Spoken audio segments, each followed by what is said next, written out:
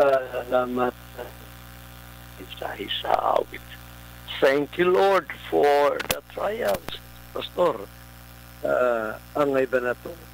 Salamat pa to sa mga pagsulay, Pastor. Oh, yes. Kaya ka na, actually, blessing na nga. Kaulo ka kung sa katao, kanang wak na bitaw mga trials, mabuti yung kinabuhi. O niya, kuhaan bitaw ka ng sihatan na, kuhaan na siya, kanang kumbiyansa na lang. No? Siyempre, naman, para sa atong istorya ba ito na ako sa programa, sinabi na ako to si Pastor Isaiah sa una, katong atug kuhaan lagi, di ba? Yahay sa mga tao dito, sa una pa hinoon to, 1980s. Yahay kayo nga na isimbahan dito nga pagsukuan niya, pagtanaon niya, upatramay-sod, dako kay simbahan, air condition, carpeted ang simbahanan, pagsuon niya dito, ikalimbas siya mo yung may bisita. Pero daghang tao sa gawas, at bang daw sa park. Nga naman ito, Pastor, ayahay mga tao dito. Ang point diya, magsoon ba, no? Sa mga trials na to, muna yung budala ka na to, diya sa hangat kang rin na to sa Ginoo. Ako may na-mention, no? Many times na ning 2 Corinthians 12, ikaduhang Corinto 12, nga si Paul ba, di ay mga pagsulay nga midangat diha niya, mga trials sa iyang life. Nag-ampo siya sa Ginoo. Balatian ka ito kung Apostle Paul. Kasoban niya daw yung mga mata, no? Mga problema niya. Motogampo siya. 2 Corinthians chapter 12, diba? Karong tao ka nakadali ng mga verse. Yung din sa verse 7. Unless I should be exalted above measure through the abundance of the revelations. Apostle Paul bangol po ito 2 Corinthians 12. Gidala siya sa Ginoo, gipakita ba pinagisaw sa kapanahon. Dito sa langit, third heaven, yung pa niya rin na sa verse 2, I cannot have those such an one caught up to the third heaven. Ipakita dito kanino tagyo daw sa mga dapit. Unya, sa time ni Apostle Paul, nakahimo siya daghan kaayong mga buluhaton sa Ginoo, kaabli ko mga daghang mission works, pero nahimo mga churches, saan yun na, ang iglesia sa Corinto. Mga churches mga igsoon. Then, nakasuot sa daghang kay mga basahon. O gikauban, gitudluan sa Ginoo dito sa Arabia for 14 years. Personal good. So, grabe ang revelation na dawat ni Paul. Muna nga, yung sa itong gibasa sa verse 2 Corinthians chapter 12, verse 7, aron dili daw siya magapasigar mo sa kadagahang mga revelations na yung dawat. Yung niya din sa verse 7, there was given to me a thorn in the flesh. Gaan siya tunok diya sa iyang lawas.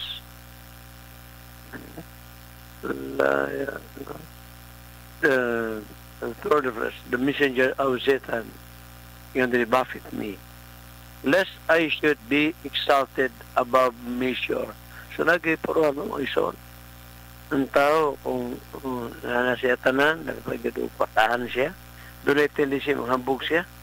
O tanang si Paul po, ingon niya dito sa Timoteo, 1 Timothy chapter 6, verse 17, ingon niya, na mga dato, hindi sila hinubra sa pagpasigar, dili sa magpasigar mo silang kaugulingon, ni magsalig din na sa ilahang katigayunan, kundi diha sa buhi ng Diyos.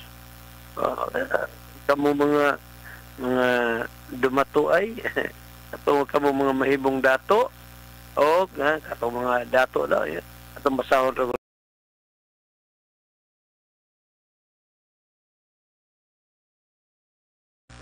Yung pa ni Paul din verse 17, charge them. 1 Timothy 6:17. Timoteo, ingon niya, tuguna ina sila. Charge them that are rich in this world. So na yung mga Christians sa panahon ni Paul nga mga dunahan. Dili tanan kabos na may mga kabos usab.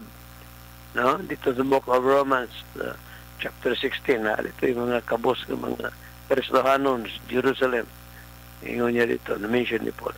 The verse 17 again, charge them that are rich in this world, that they be not high-minded. Tuhan lagi ang tao kung magdato, mahimo siya nga sa mapasigar buhot. That they may not be high-minded, nor trust in uncertain riches, ni magsalig diya sa walay kasiguruhan nga bahan di ano may siguro pastor bawa ka ang tao ang kwarta god bisa mag tagdaghan na pa na diya sa bangko sinubagay ng kwartahan bawa mo ganyan kasiguruhan ano naman pastor siyempre atong health or dili ba ka ada mga pamagin kinukwaw na daghang paagi ano mo nang dapat kung pagsalig sa dili diya sa butang iyang nabatunan but asa mo salig but in the living God who giveth us richly all things to enjoy. Amen. No? Mana si Paul dre balikan to pa niya 2 Corinthians 12 gitagaan siya og mga tunok tagaan siya tunok sa Ginoo. So, nangamuyo si Paul, verse 8, 2 Corinthians 12:8. For this thing, I besought the Lord thrice. Katulog yun, no? Katulog mag-isang kalaganan na ako yung mention ng maong verse, no? Kinabisan kining akong pag-expound na ng maong verses karon. Sulti naman ako ni many times. Kaya lang, ako ning giutab aron nga ma-remind ta. Nga, mga pagsulay sa kinabuhi, kabahin ko na sa itong pag-serve sa Ginoo. Kabahin na. I besought the Lord's rice that it might depart from me. Mawa niya agwantang balapian. Pero sa itubang sa Ginoo, matod pa sa ni Christ, my grace is sufficient for thee. Ang akong grasya, Pablo, igo alang kanimo. For my strength, ikaw tinikay, akong kusog matod pa ni Christ, is made perfect in weakness. Ato pa sa panahon sa mga pagsulay, tagaan po ta sa Ginoo kusog aron mo atubang niini. Amen. Yun yan, ni Paul, most gladly therefore, will I rather glory in my infirmities? For, pa din ni, tungod ini ako gakalipay ni ining mga kasakitan nga iyong nasinati. That the power of Christ may rest upon me. See? Aron ng gahom ang grasya sa Ginoo. Mo'y mudagaya pag-ayo di kanyang, muaka kanyang, mudala kanyang. Therefore, verse 10, I take pleasure in grabe, no? Kakalipay daw si Paul. Mosa, yun din ako nagkakalipay in infirmities, in reproaches, kanang mga pagtamay, in necessity sa iyong mga panginahanglan, bisan pa ganit, in persecutions, in distresses, tungod ni Christ for Christ's sake. For when I am weak, then am I strong. Amen. Sige, ako na mission kadali mo siya. Ito oras, alas 4. Sabi ko, alas 4:20 na dali. Ano man sa oras sigala. See, today Bible reading for today is found in the book of Psalm 63 to 65. Okay? Salmo 63 ngadto sa 65. Sige, maigsoon na ito ipadayon itong paghisgot mahitungod ni ining pagtawag sa Diyos. no? Yata sa Doctrines of Grace, ha? Atong second portion din sa DXUM Davao, kayo sa mga ka-oras diri.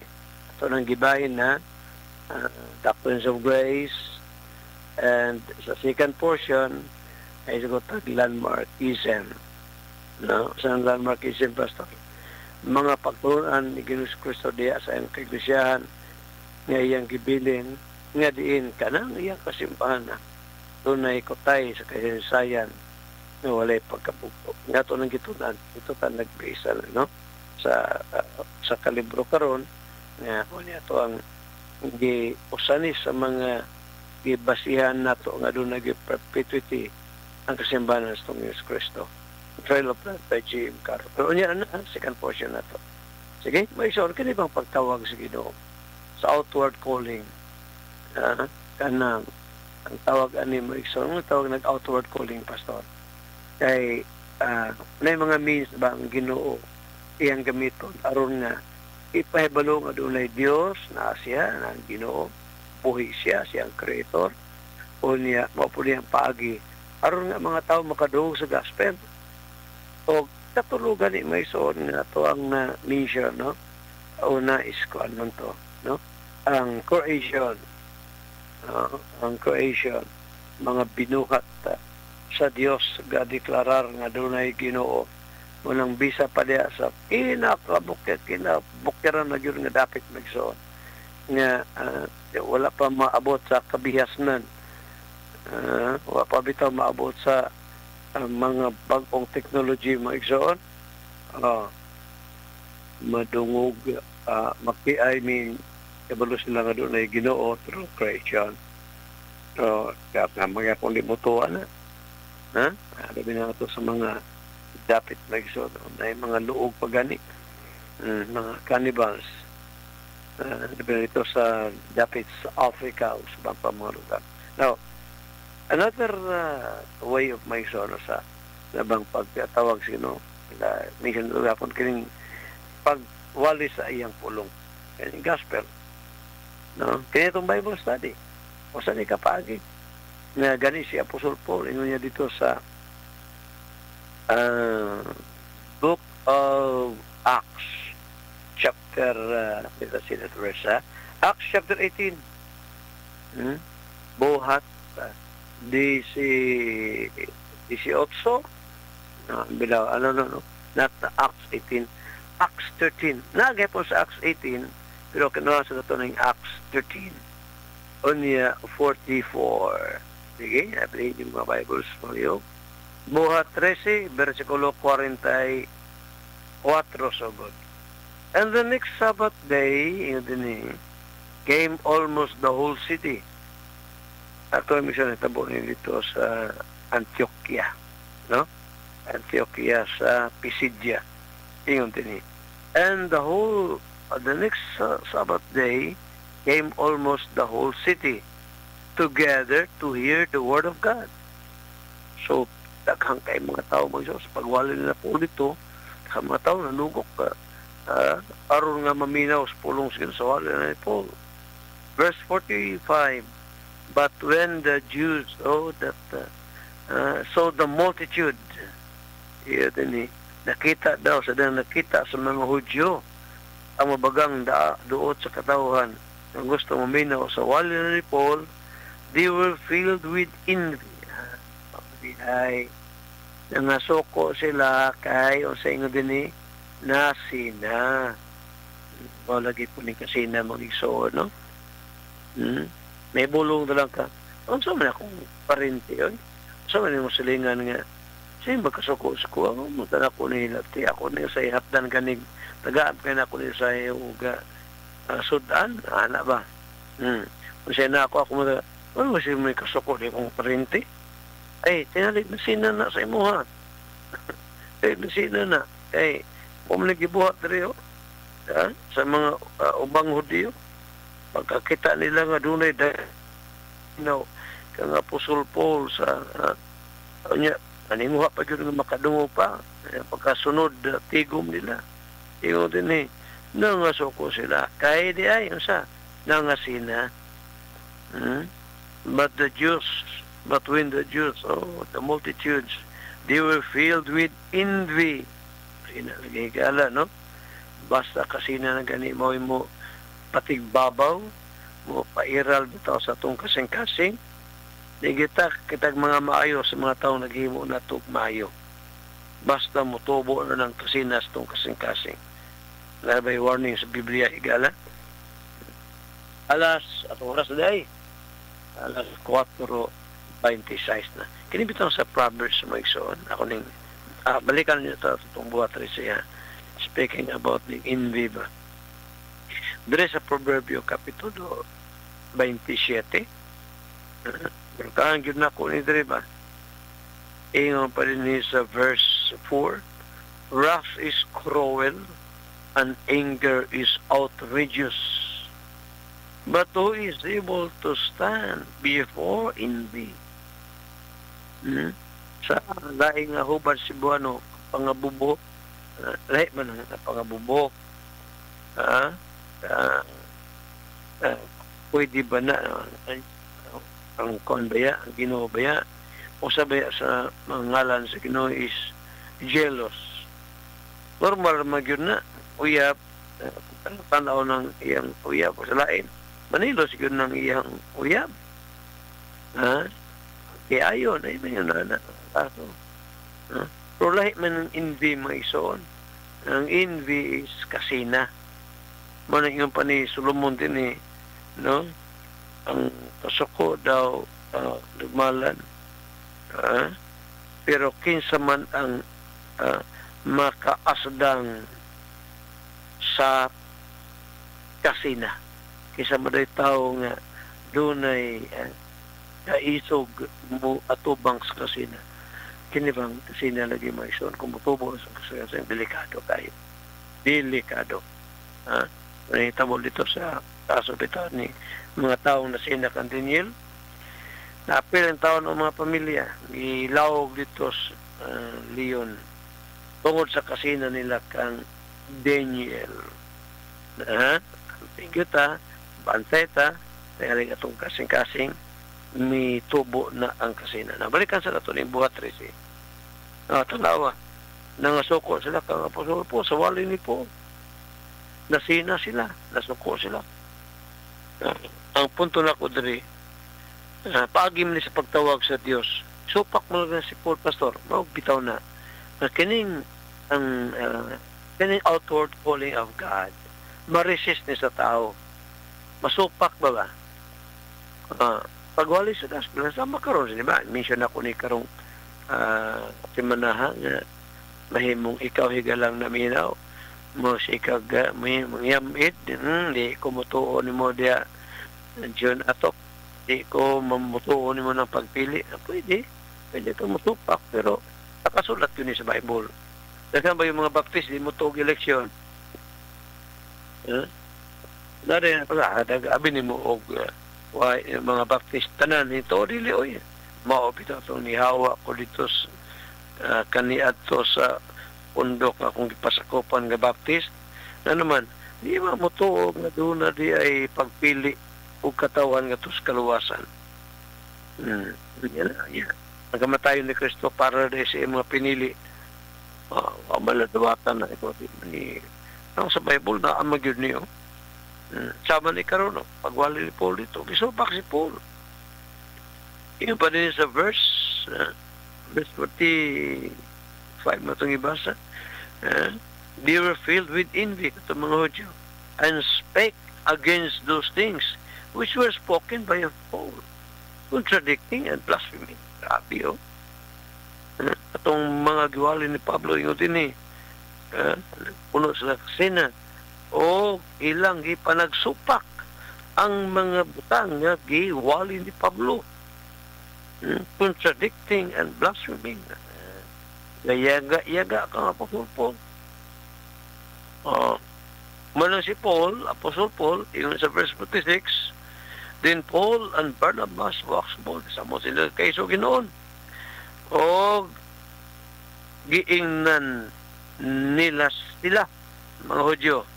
It was necessary that the word of God should first have been spoken to you. Kamuunay among walihan. Kaya siyempre, mga Israelites man, may kana bang unang gipawalihan sa maayong balita. Mo Diyo ba yan?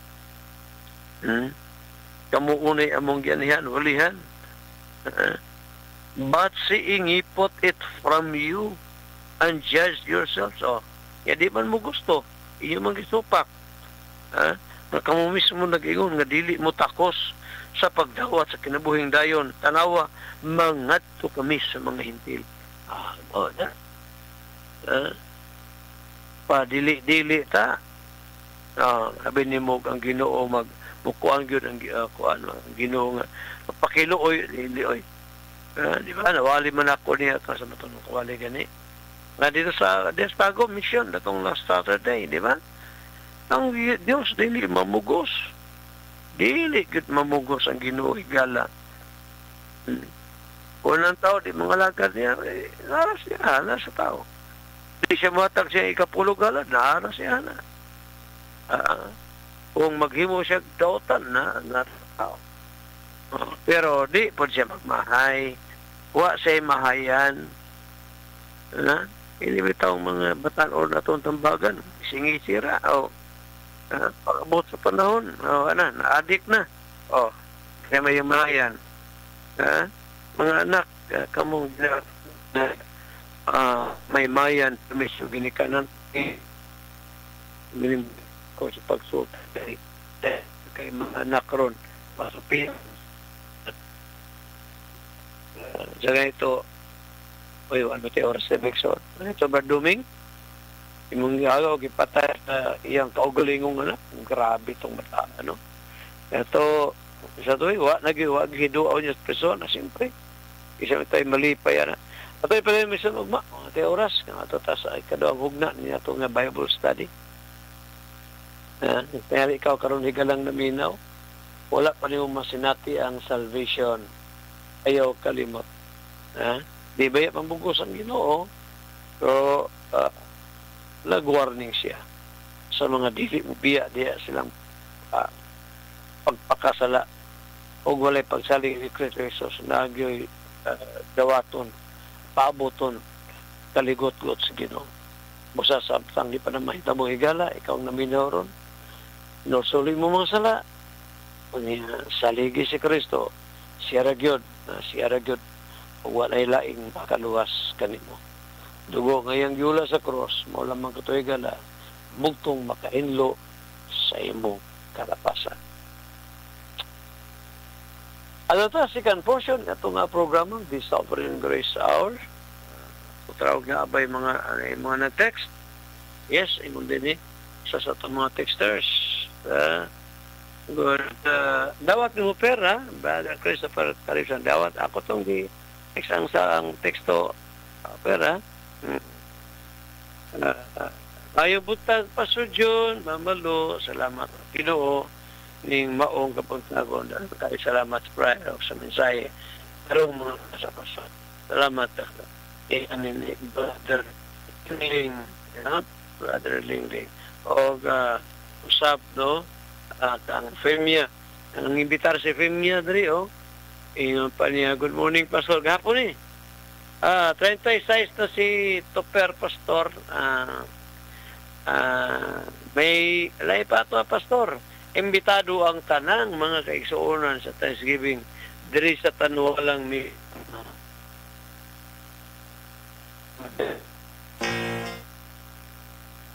gas Davao Occidental, Davao del Sur, Davao City. Pasal ang Tagalog mo, Oriental, mga lapo yung tika. Bitar mo. Sige.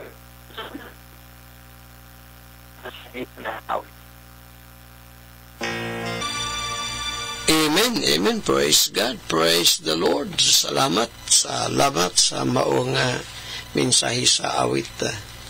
Minumagsan na itong ipadayon ang itong Bible study. Dinhi sa kasaysayan sa kasimbanan kaiglesiyahan sa itong Ginoong Kristo. Pansadi pa niya na, as usual, ato di ay meditation for today. Taken from the book of Proverbs, and then chapter 14 ta. Ibalik-balik na ko ning 14. the backslider in heart shall be filled with his own ways. Ano man ang alam na pastor nga ang katudang himbalik diya sa dili mayong kinabuhi, mapuno siya sa iyang mga kaguyang pamagi. Siyempre, wala naman magsunod sa Ginoo.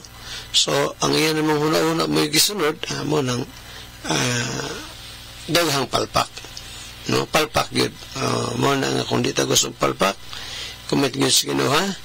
Ang atong mga plano, atong mga tinutuyo sa unahan. Muna yun ni Solomon gihapon sa chapter 3 verse 5 sa Proverbs. Trust in the Lord with all thine heart and lean not unto thine own understanding. Ayaw pagsalik sa imong kaugulo kahibalo. In all thy ways, in apostolic succession. Basa na ito na siyang booklet ni na ang writer aning The Trail of The Trail of Blood, no? Jim Carroll. Tunog sa lugo, Trail of Blood. Now, there is a page, page 20, page 4 day. Yung din, Baptists do not believe in apostolic succession. The apostolic office ceased with the death of the apostles. Lamang yung mga nagtuuba, mga isuon nga, ang pagkamatay sa mga apostolis, pulihan ka po mga apostolis. Ay, wala mo qualify, ana igala. Kabalo mo yun na kung wala mo qualify, wala ba'y kanang pwedeng mo puli sa mga apostolis. You know the reason? Sige, bilihin yung Biblia sa book of Acts, chapter 1. Acts, chapter 1. There is verse 24. Buhat 1:24. Acts chapter 1 verse 24. Ang church sa Jerusalem nagampo, and they prayed and said, Thou Lord, which knowest the hearts of all men, show whether of these two thou hast chosen, that he may take part of this ministry and apostleship, from which Judas by transgression fell, that he might go to his own place. Masay, nandun siya kong verse 24. Masay na i-context na, pastor. Ang istorya rin may sa buhat 1. Pagkayab ni Christ sa langit, no, nasa sugo. So, kayab siya sa langit, balik sa diin siya. Then, ang church, 120 sila kabuk. Dito sila sa ginatiguman nila, upper room. Dito sa upper room, ni barog din si Pedro, verse 15. No, barog siya sa taliwala. Unya, gisaysay niya nga si Judas Iscariot na may budhi sa Ginoo, may kuha sa iyang bahin, matay siya, nagkikugmunto siya. Unya, gaampo sila. Yung pa ni Pedro din, nga, kinalan doon ay mupuli sa pagka-apostol. No? Mupuli sa dapit ni Judas Iscariote nga iyang gibiyaan. So, unsay qualification sa mupuli or mahimong apostol na ikapuli kang Judas Iscariot? You know, verse 21, Acts 1:21. Kasi yun din Wherefore of these men, kisa may mga these men din Sabisan kisa na lang nga tao? No, dili igala. Katura pong mga tao nga gikauban-uban nila naara sa diha sa 120. Wherefore of these men which have companied with us, nakig-uban ka na mo sa tanang panahon, sa dihang sa tanang panahon nga si Ginoong Hesukristo misulod og migula sa among taliwala. Gikan sa pagpamautismo ni Juan, gikan sa bautismo ni Juan hantod sa adlaw nga siya gikuha. Usa nga gikinahanglan nga mahimong witness, usa nga mopuli kang Holy Spirit nga witness pagkabanaw sa Ginoo. Mana may soon yun ako nga why ma-qualify, walay tao karong panahon nga pwedeng mag-apostol. Kay ang qualification, number 1, bautismado ni John the Baptist. Kunya, kuyog-kuyog sa Ginoo sa 3-year ministry ni Christ. Then another one is nakakita, saksi sa pagkabanhos ng Ginoo. Kita bata? Mata kita. Muna nga, walay pwede mo puli sa mga apostoles karong panahon na. Narabay mga pundok pastor nga nasa sila apostles. Nabitaw. Ang Mormons, ama sila apostles, ang Mormons. Napay diri sa Davao Occidental area, napoy mga nagpaka-apostoles diha. Katong sa ko, ang kanang Fort Watts diha, di sa Manila. Ang grupo, kuman na si apostol, o sa nang apostol diha, patawag apostol. Apostol. Gawas ang apostol ng apelido. Kaya di sa Davao City na may apelido di apostol. Pero yun nga, apostoles Ginoo, iya sa Ginoo, awa na higala. Kung naa may mga nagpaka-apostoles karon, maningon ni Apostol Paul sa ikaduhang Korinto 11, mga mini nga mga apostles. Mabasa na pastor? Mabasa. Ito tanaw na 2 Corinthians and then chapter 11 yung palinihin ni Apostle Paul. Verse 13, 2 Corinthians 11:13, for such are false apostles, deceitful workers, transforming themselves into the apostles of Christ. Kay kining maong mga tawhan na mao ang mga mini nga mga propeta. Apostol. Napoy mini nga propeta ba false prophets. Yun din mini nga mga apostoles. For such are false apostles. Mga malimbungon nga mga magbubuhat na nagtakuban silang kaugulingon ingon nga mga apostoles ni Kristo. Kung dili ikahibulong, verse 14, no marvel, for Satan himself is transformed into an angel of light. Therefore it is no great thing if his ministers also be transformed as the ministers of righteousness. Pana nga tama ning ingon din ni Dr. G.M. Carroll nga mga Baptist wala magtuo sa gitawag nga apostolic succession nga pagkamatay sa apostoles doon ay puli. The apostolic office ceased with the death of the apostles. Ang lugar, ang opisina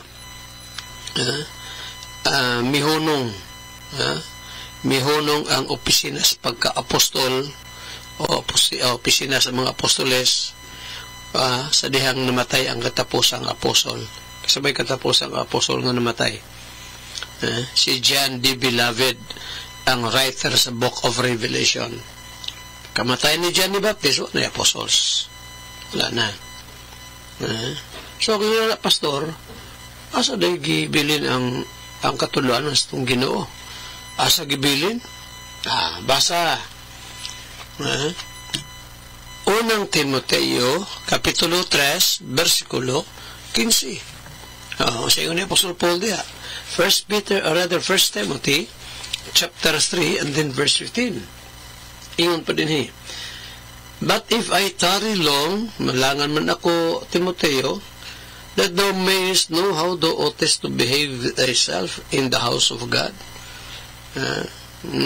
Magtarong ka diha sa panimalay sa Dios, nga mao ang sa balay sa Dios, nga mao ang iglesia sa buhi nga Dios, ang haligi ug panalipod sa kamaturan. So asa gibilin ni Christ ang iyang mga pagtulunan nga iyang gisaaran nga iyang ubanan hangtod sa katapusan sa kapanunan, dili sa mga apostles kundi ngadto lang sa iyang kasimbahanan. Ngadto sa iyang kasimbahanan. Kay kung sa apostol magigsoon, wala. Wa tay madawat nga right doctrines karong panahon na walay doctrines of grace nga atong madawat. Di wa tay madawat nga pagtulunan nga si Kristo Dios di ay nga ang kaluwasan maangkol sa tao samtang buhi pa siya, nga ang Lord's Supper gabi iday himuon, nga din di ay pastora sa Biblia. Wa tay madawat kay nga mga teachings kung wala pay kasimbanan sa atong Ginoong Kristo nga naga-perpetuate. Muna nga ang mga Baptist wala magtuo nga kining gitawag apostolic succession. Usbon ako, no? ang opisina sa apostol mihunong sa dihang namatay ang mga apostoles. Ngadto sa iyang mga iglesia, si Ginoong Kristo misaad nga magapadayon ang pag-eksistar sa iyang kaiglesia sa tanang kapanahonan. Hantod nga mobalik ang Ginoong Kristo.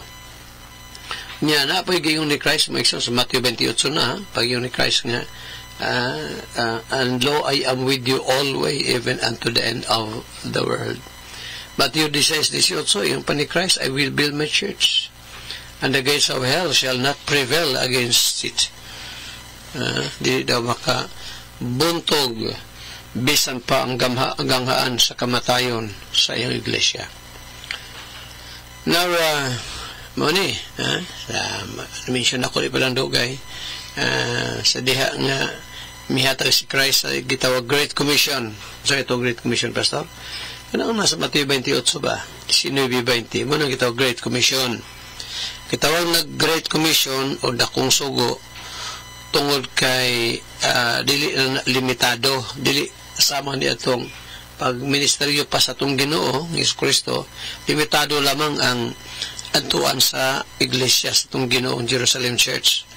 Di guys sa mga to sa Maria, kundi maglibot-libot lang ang siya sa nasod sa Israel.